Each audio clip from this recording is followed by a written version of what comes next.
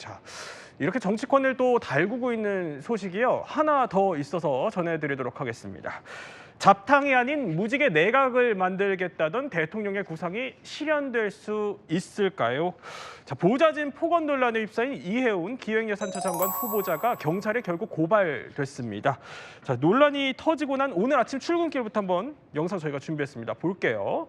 자, 보면은 왼쪽이 지난달 29일이고 오른쪽이 오늘입니다. 오늘은 좀 굳은 표정으로 누군가와 통화를 하는 모습인데 며칠 전에 미소를 띠면서 저렇게 취재진 앞에 섰던 모습과 비교해봐도 분위기가 확연히 다릅니다. 오늘은 기자들 대기는 했는데 그냥 지나친 거예요? 사실 오늘 날씨도 가장 추운 날씨였는데 기자들이 굉장히 많이 대기했습니다. 왜냐하면은 바로 이 후보자의 어떤 보좌진에게 갑질하는, 인턴에게 갑질하는 음성이 폭로된 이후였기 때문에 거기에 대한 입장을 드리려고 했지만요. 이 후보자는 저렇게 차 안에 타고 있었고요. 뭔가 통화하는 모습만 포착이 됐어요. 그래서 기자들 질문을 받지 않고 들어갔습니다. 사실 첫날에는요. 조금 전 이분할 영상에서 보신 것처럼 굉장히 환하게 웃으면서 인사도 했고요. 그다음에 이제 지금 경제 상태 퍼펙트 스톰이다 이렇게 진단하면서 뭔가 포부를 밝히고 기쁜 모습이었는데 아주 대조를 이뤘습니다.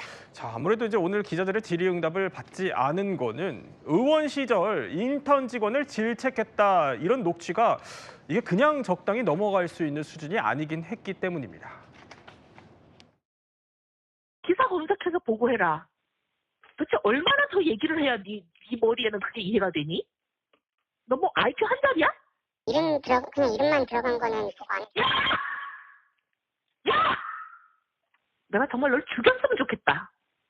입이라고 그게 터졌다고 그냥 막 네 맘대로 그러고 떠져? 아, 이제 판단하지 마. 네 머리 갖고 판단해갖고는 안 돼. 네가 무슨 그게 머리라고 판단을 하니? 너 머리는 판단하는 머리 아니야. 너 판단하지 마. 내가 몇 번을 얘기 알아들어. 네가 무슨 판단을 해? 네가 무슨. 자, 이 후보자 측도 이 녹취가 나온 뒤에 변명의 여지 없이 사죄한다 이렇게 밝히긴 했는데 어제도 보니까 이 보좌진이 집에 있는 그 프린터를 고치라고 했다 이런 사적 심부름을 받았다 이런 의혹까지 지금 나오면서 또 파장이 가라앉질 않고 있는 모양새인데 결국 오늘 고발까지 당했어요. 그렇습니다. 이 이해운 후보자에 대해서 지금 이제 갑질을 했다라는 그런 의혹에 대해서 이제 고발이 됐는데 협박과 직권남용 혐의로 지금 고발이 된 상태입니다. 일단은 당시에 이제 어쨌든 의원의 신분이었고 그런 상태에서 이제 약자였던 인턴에게 이런 모욕적인 언사를 한 거는 이제 명백한 괴롭힘이다라는 취지였는데요. 그러면서 뭐 이제 2020년에 뭐 경기지사였던 이재명 대통령이 그때 당시에 뭐 수시로 폭언하는 문제를 일으켰던 간부들한테는 무관용 원칙의 일벌백계를 강조하면서 직위 해제를 했었거든요. 그러면서 이번에도 만약에 이 후보자와 함께 간다면 갑질을 용인하는 무도한 정권이 될 것이다라고 이제 고소 이유를 추가하기도 했습니다. 자, 해당 그 또 녹취 속의 대상이었던 그 직원은 보름 만에 또 의원실을 그만둔 것으로 알려지기도 했습니다. 그러다 보니까 민주당 기류도 이걸 마냥 옹호하는 기류는 아닙니다. 보면은 이번 그 원내대표 선거에 출마하기로 한 삼선 진성준 의원 같은 경우에는요 이런 얘기를 합니다. 솔직히 잘하는 인사란 생각은 안 든다. 청문회 결과로 대통령이 판단하셔야 한다라고 하고요. 조금 전에 또 원내대표 출마를 선언한 백혜련 의원도 이거 지켜봐야 한다 이런 기류입니다. 여기에 더해서 여권에서요 첫 공개 사퇴 요구까지 나왔어요. 그렇습니다. 재선의 장철민 민주당 의원이 이해운 후보자가 사퇴해야 된다라고 공개적으로 의사 표명을 했습니다. 장철민 의원은 보좌관 출신이기도 한데요. 이해운 의원의 발언에 대해서 정말 내가 들어도 가슴이 벌렁벌렁한다. 주먹질보다 더한 폭력이고 이해운 후보 즉시 사퇴해야 된다라고 글을 올리기도 했습니다. 사실 민주당에서는 무지개 내각을 표명하면서 보수 쪽의 인사라도 과감하게 등용하겠다. 이 인사 원칙에 대해서는 초기에 상당 부분 긍정적인 의견 표명이 많이 나왔습니다만 그 이후에 일어난 내란 옹호 행보 논란, 뭐 그것까지는 이미 다 알려져서 그렇다 치다 하더라도 이 갑질 논란의 경우에는 국민 정서상 굉장히 예민한 부분이기 때문에 다선 의원들도 굉장히 지금 신중한 발언을 이어가고 있습니다. 말씀해 주셨듯이 특히 이제 원내대표로 출마한 의원들의 경우에는 말 그대로 원내에 있는 의원들과 당원이라든가 지지자들의 여론을 많이 감안해서 발언한 것으로 보이는데요.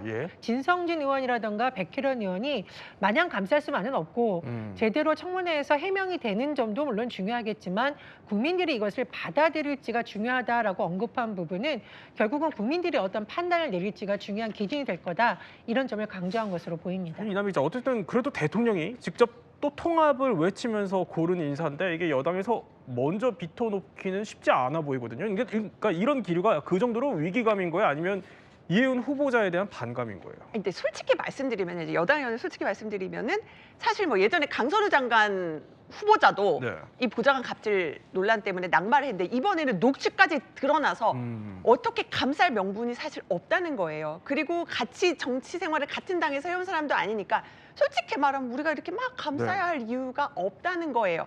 또 하나는 다만 이제 이재명 대통령이 통합 정신을 강조하면서 뭔가 그 통합의 뜻을 밝히면서 임명을 했기 때문에 일단은 뭔가 좀 청와대에서 정리해 줬으면 좋겠다라는 그런 좀 속내가 읽히기도 공을 했습니다. 약간 넘기는 그래서 좀 일단 기다려 보는데 대부분은 왜냐면 너무나 녹취가 분명하게 드러나기 때문에 좀 부정적인 인식이 많습니다. 그러니까 마냥 감싸기에는 녹취가 너무 강하다 이런 기류인데 자 만약에 청문회를 통과한다면 이렇게 김민석 총리의 구윤철 장관과 함께 서울대 82학번 삼두마차가 되지 않겠냐 이런 관측도 초창기엔 나왔었는데 지금은 이제 통과가 좀 자신하기는 어려워진 상황입니다.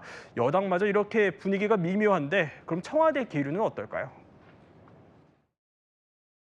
우리가 도전하지 않으면 할 수 없는 문제다. 도전적인 과제다. 인식하고 계신 거는 사실이고 청문회에서 본인의 정책적인 비전과 철학에 대해서 검증될 거라고 저희는 생각하고 있고요. 자, 그러니까 이렇게 뭐 계엄 옹호 논란, 정책 노선 이견, 보좌진 갑질 폭언 의혹까지 이런저런 문제가 있고 어려운 상황이라는 건 알지만 그래도 이제 청와대에서 검증될 거다 이렇게 말하는 걸 보면 다시 말하면 그 전에 지명 철회될 가능성은 좀 적다 이런 얘기 같아요. 일단은 여론의 기류라든가 청문회까지는 좀 지켜봐야 되는 것 아니냐라는 의중을 담은 것으로 보입니다. 강훈식 비서실장의 인터뷰 발언에서 도전이라는 표현이 나오는데 도전이라는 것은 그동안 시도하지 않았던 통합 내각, 통합 의지를 좀 국민들께서 봐주셨으면 좋겠다라는 점을 강조한 것으로 보이고요. 청문회까지는 좀 지켜보자라는 발언의 이면에는 물론 여러 가지 논란이 있지만 장관 후보자로서 제대로 할 수 있는 정책적인 능력이 아마 그때 검증될 때니까 다각적으로 좀 봐줬으면 좋겠다라는 희망을 담은 것으로 보입니다. 어쨌든 검증돼서 이 도전이 잘 됐으면 좋겠다라고 강훈식 비서실장이 밝혔는데요. 예. 아마 대통령도 강조했듯이 그동안 이루지 못했던 무지개 색깔의 통합 내각이 그래도 출범하기를 바란다라는 그런 희망을 반영한 것으로 보입니다. 네, 또 여당에서 첫 사퇴 요구가 나온 만큼 어떤 기류로 흐를지는 더 지켜보기로 하고요.